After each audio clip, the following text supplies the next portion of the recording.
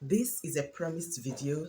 In a few of my vlogs, I have had people, ask questions or make comments or ask me to elaborate about the contraceptive that I am on. And today is the day I am filming that video for you guys.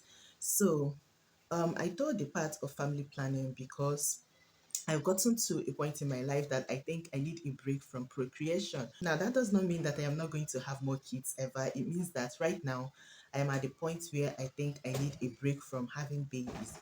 And what did I do? After having my current second child, I took steps to make sure that while I go to the altar and receive communion, pregnancy will not happen for the foreseeable future. In this video, I will be telling you guys my reason for choosing the particular contraceptive I am on, and I'll be telling you the pros and the cons of me being on this particular contraceptive. Before I go further, I believe it's very important that I mention that my pros and my cons may vary from someone else's pros and cons, even though we are on the same contraceptive. I know people that are experiencing symptoms that are different from the ones that I experienced that are currently on the same plan with me.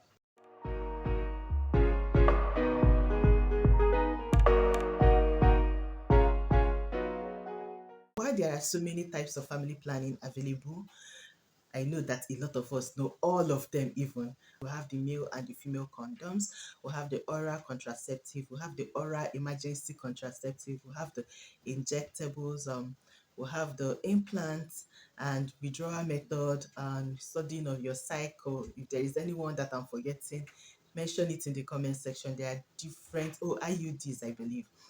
There are different methods of contraceptives, and the one that I chose is the implant. I'm currently on the implant called Implanon.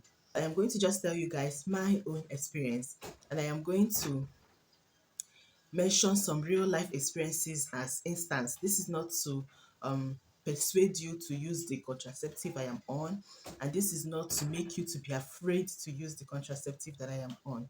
I'm just providing information so that you'll be able to make better decision for yourself. Why did I choose Implanon as the contraceptive for me to go on? So when I did my research, the IUD and the implants were the contraceptives that have the highest success rates, implants being the top on the list for me. So that made me actually wanted to look at the implants, but I will not tell you guys lies. When I asked a few people that I know that were on implants as of then before I got on the plan, their symptoms were so scary for me. I know someone that got irregular periods, and when they come very heavy, so you don't even know how to know when it's coming. You just have to be prepared 247. I know someone that their own was actually still clockwork, but it was heavy. And the way she was explaining it, I'll be doing like this. Like she got very heavy with clumps and, I don't want to even say vulgar things here.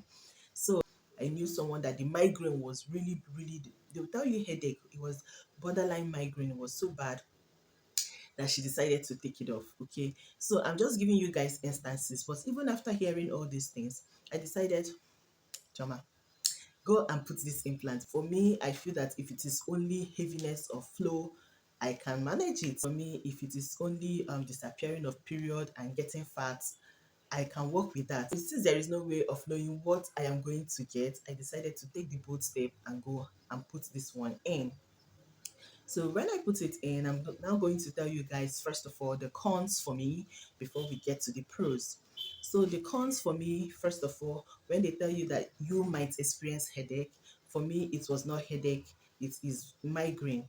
Okay, I had really, really bad migraine. Sometimes I felt like I was abusing paracetamol, ibuprofen. I felt like I was abusing them because of how often I had to take them to just get some level of sanity for a few hours before it comes back. But they told me when they inserted it that if I can allow it for a few months to normalize, that my system is going to readjust to the hormones, and the headaches will stop. Okay, another thing I got, I've mentioned headache as one of my cons. Another thing I got was the mood swing. The swing was bad, but I did not think that it was erratic enough for me to consider removing it. It was bad. It was bad, you guys. I promise it was bad. But it was not I don't think it was to the level of the lady that shared her experience with me. What I was looking at was in the long run, it will fade off, it will clear off, okay? So that is number two of the things I got, mood swing. Number three was, should I say hunger?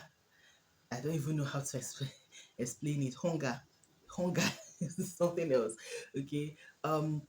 After having my second child, I lost my weight. Before I put the implant, it was 4 months after having my baby. I lost my pregnancy weight. I was not back to pre-pregnancy weight, but it was obvious that I lost a lot of weight already. I was fitting into clothes that I was wearing before I got pregnant or at the beginning of my pregnancy. I was fitting into the clothes. I was looking okay. The only part of my body that really needed work was mostly my stomach and a little bit of my arm. The rest of my body was already adjusting. But by the time I got this implant on, I couldn't even continue on the diet that I was on. Even though I was nursing, I was doing a diet that I was still being able to breastfeed and nurse my baby very well. I was still getting enough supply of milk. But by the time I got on the plan, I couldn't even continue because after eating, in less than an hour when I was still nursing, I get hungry. And when I get hungry, I mean it gets bad that sometimes you see me visibly shaking because I am hungry, like I want to eat now, now, now. I start consuming a lot of carbs to be able to sustain myself. If I eat low carb meals, like maybe you say, oh, let's do soup with a lot of vegetables and very little swallow, it does not work for me. I had to eat double the portion I used to, sometimes triple the portion I used to be able to feel calm. Hunger was another one, and that hunger needed to be attended to when it comes almost immediately. One time I was going to pick one of my child from school and I got so lightheaded because I was hungry. I had to sit down in one shop to take a snack and drink soft drink and sit down there for like 20 minutes to recollect myself to continue to go where I was going to. That is how bad that hunger was. And then another thing for me is my skin. Okay, towards the end of my pregnancies, both pregnancies it happened, I got hyperpigmentation, skin discoloration. I know this happens to a lot of pregnant women. Your face will become black, your neck will become black. Sometimes the rest of your body will join, but your face and your neck is usually worse than the rest of the body. That was the case for me. But most times after having my babies, they start clearing off, and you get back yourself. After having my second baby, my skin started clearing off. My hyperpigmentation didn't particularly go. I had to go and see a dermatologist and get treatment for it because it was really bad. But by the time I got the implant, it came back. It wasn't completely gone before, let me not lie, but you know how you start receiving treatment and you were seeing progress, yeah? I stopped seeing the progress and it started reversing back because of the hormones. And the reversal, it has been a struggle up until now. I have not, you guys, if you see me, if you watch my vlog, you're an oldie.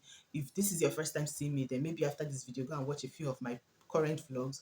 You see my face without makeup, you see that my face is actually 2 shades darker than the rest of my body. So I haven't recovered from that. I still occasionally get treatment for hyperpigmentation and some breakouts on my skin, and I believe that this is as a result of this hormone because I have never had problematic skin. The highest problem I've had with my skin is whiteheads, and I know how to manage it. The whiteheads, I only experience them when I am not taking the proper precautions to manage them. Okay, so that is which number of skin is the fourth one. The fifth one is weight. I gained so much weight, so much weight. People that knew me before know that the weight gain is massive, okay? And this is as a result of how I eat and the fact that um my period hasn't come yet, okay? So of course when you eat the way you are not supposed to, this is the side effect of it. So the weight gain is the sixth one. And the seventh one, even though it can count as a con, it can also count as a pro. So let's just mention it as a con first of all. My period is gone. My period is gone. The last time I saw my period was the one I saw before I took him. So for 4 years now, I do not know what period is, and it is a con in the sense that it is one of the reasons why I hold on to some of the weight I have, but it is not the only reason. Okay, if I am losing some of those bloods, I might not be as big as I am right now. Now, going over to the pro, let's start with the loss of period. I enjoy it. Okay, I've always had very, very stressful period. Comes with terrible cramps, with vomiting, spitting, headache, um dehydration. When I was in secondary school, before I learned how to manage my period properly, when it comes, I go to the clinic. They put drip to hydrate me. They give me an Adil as pain relief, and still I will be in horrible pain. I will still be rolling on the bed with the needle in my arms. I will still be throwing up for swallowing my saliva. I'm sorry I'm painting this horrible image, but that was how bad my period was. So for the fact that, okay, when I had kids, it reduced. Let me tell you the truth. It got better 50%, but I was still having bad cramps. But you know when you're coming from somewhere really bad and they give you something that is seems like it's better, but even though it's not really good, you appreciate it because you've been to worse places before, right? So I am grateful after having kids that my cramps got a bit better, but I still had bad cramps. So the fact that I don't even have to deal with it at all, a huge blessing. Let's not even go to the fact that I'm not buying pads. I'm not buying any of those Google tea. If it have passed panty line, I don't have any business with any pad, menstrual cups of or any of those things. I do have, let me not lie to you, because there were times that um I feel like it's coming. You know how you feel it before it comes. For people that do feel it, there are people that don't know. They just see it, they see it. I feel that it's coming. I get ready, but nothing comes. So I put it in my bag when I'm going out just in case if I get a surprise. But it's been 4 years, there have been no surprises so far. So I'm grateful for that. Um, Another con for me is that I sleep. I sleep well after I have received the communion without thinking of pregnancy, okay? Because for me, even though there are percentage that this might fail, it is 99.7% accurate. Is it accurate or safe? I don't know the right word, but you know what I'm trying to say. It is 99.7% accurate, so the percentage of it failing is so low. Okay, so it gives me a peace of mind. And from this you can tell that my cons are more than my pros. But I am at that point in life that I cannot afford to risk it. So I decide to deal with the cons while being grateful for the pros. I hope what I'm saying makes sense. You can say, oh, just because you're not going to get pregnant, just because a period. Those are just the two cons. So those are just the two pros for me. But I am holding on to it just because of these benefits. I say, oh, is it just this a little bit? Right now, okay, most of the things I mentioned, the headache, the mood swings, even the hunger, they have reduced drastically. I don't even get headaches that often anymore. And my mood, I believe, is normal right now. I don't get upset without knowing exactly why I'm upset, and I'm very able to manage my emotions, unlike before. The hunger is still there, but it's not as bad as it used to be. What I'm trying to say is that after some months, 8, 9 months, it was bad, then it started decreasing gradually, gradually. I'm at the point where I have completely adjusted and adapted to it, that it doesn't feel so bad anymore. Of course, I am still big, but if this is the price I have to pay to get what I want, for me, I believe it is worth it. I hope I'm making sense in this video. If you have any question, like I said before, this is tailored to me and my person. I know other people that did not experience things that are as intense as I am experiencing or I experienced. So this is not to discourage you from using this particular contraceptive, and it is not to encourage you. It is just me providing information to help you make a better decision. Okay. So if you have any questions, if you feel that there is something that I mentioned that I did not address properly, feel free to ask me in the comment section. I will definitely answer you there. If you watch this video, feel free to share it. There are so many women that can benefit from the information in this video. You guys know that there are a lot of people that do not know that a lot of medical facilities, especially in Nigeria, offer some of these contraceptives highly subsidized or even free at some point, as in some of them are free.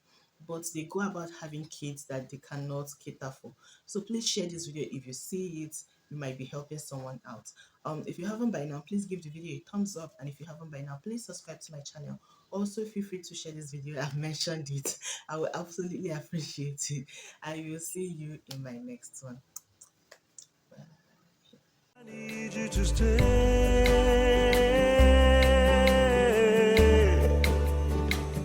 I need you to stay.